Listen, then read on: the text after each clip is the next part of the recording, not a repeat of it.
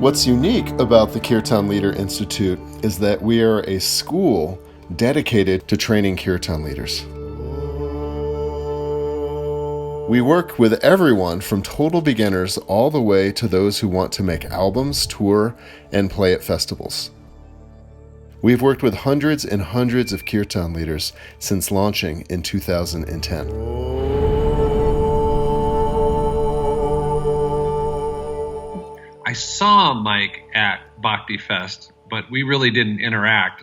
And I really didn't know Kirtan. I had done a little yoga, so but not a real hardcore yoga person, but I did some yoga.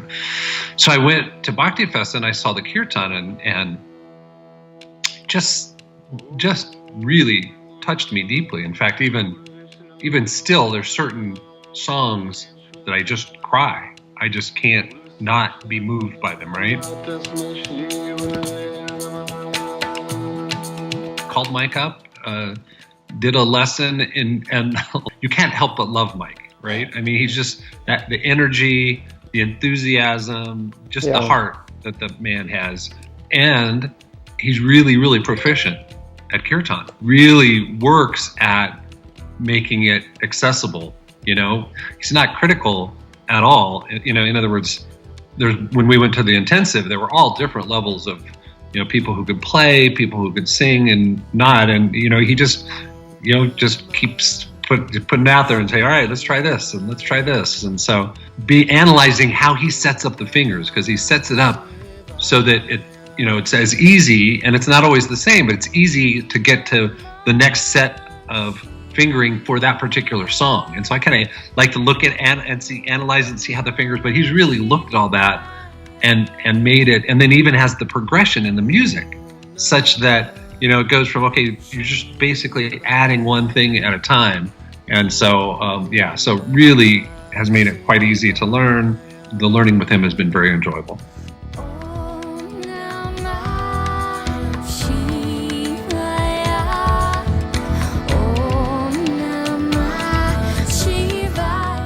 Me, having really not had a lot of music experience, that's the thing that for me really sticks out, because it's I don't have much of that. So, it's just like he just can hear, and he hears what note you're playing. And so when I was starting on a note, it was slightly different, and he can say, oh yeah, no, you need to go this note. And I don't even know what that note is, so I have to play it on my harmonium. Oh, okay. So so the depth of music, his ear for music and his really understanding of music is critical. And that's the part that I really didn't have. And so I've really gotten a lot from that. So the music has been really great. He's clearly, really a master musician, and that really comes through in his teaching. The spiritual part, I would say, comes through more in his presence. Right? That's the part that you fall in love with, right? Is who he is as a person. So what he brings to the lesson in terms of just his openness and his smile and his gratitude, all of that is the part that I feel in the lesson. It's clear that he's done work and is, certainly a very light being, because it just basically shows through.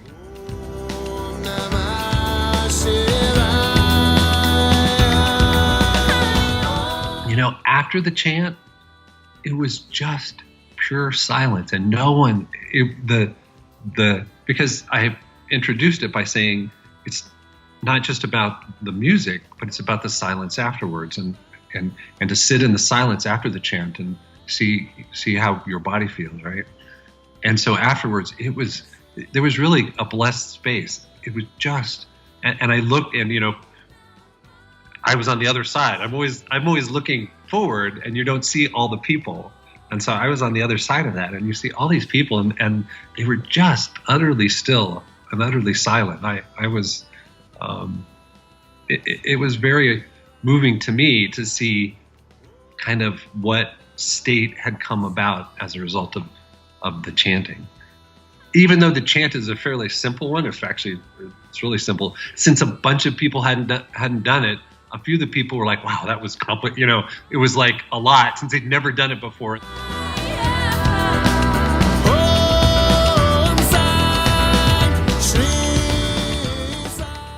I kind of consider it kind of an integrated practice. You know, there's practices you have for your body, for your spirit, for your, and this is one of those. It's an integrated practice because not only are you doing things physically, you know, in your body, and as a result of doing the chanting, there's feelings, and so there's a physical side, but there's also the spiritual side, and there's, you know, also the intellectual side. Remember, you know, forgetting the mind. So you're really integrating the spiritual, the emotional, the physical all together. So I call that's an integrated practice. And so for me, it kind of brings all of those together. And you know, music has been, and certainly since this, even more so, a way to access.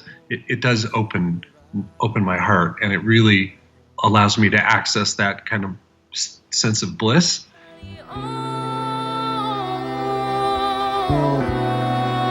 Go get a harmonium. Go talk to Nick. Get a harmonium and just, you know, and do it. It's you know, if you have that, even a little bit of a desire, that there are not a whole lot of practices that are integrated like that you get to bring together so many different aspects of who you are. And so that's really, really valuable for, you know, just for your life. And so I'd say, yeah, just do it. You know, I would say do the introductory with Mike, and then, you know, and then just do it. And it will, at least for me, the doing of it is what touches me and opened me. And I think that would be true for anyone, is spend some time, you know, with you and your harmonium and doing some chanting. And that will impact your desire to move forward with more harmonium and chanting, you know, if that's your path. You know, the first meeting with Mike and just his presence, it's like, even if I didn't take lessons from him, you kind of want to be around the guy, right? It's like, so, like I said, I wouldn't even believe you if 4 months ago you had said I was going to be, you know, performing in front of people. But the gratitude and the clear difference that you could see of energy in the room, it's like it was way worth it. It has really the heart opening and centering, the being able to just listen and have your heart open and centering when you are in a state of, you know, everything's there's nothing quite solid, and, you know, what am I doing? Where am I going? And just sitting and singing has been really, really valuable for me.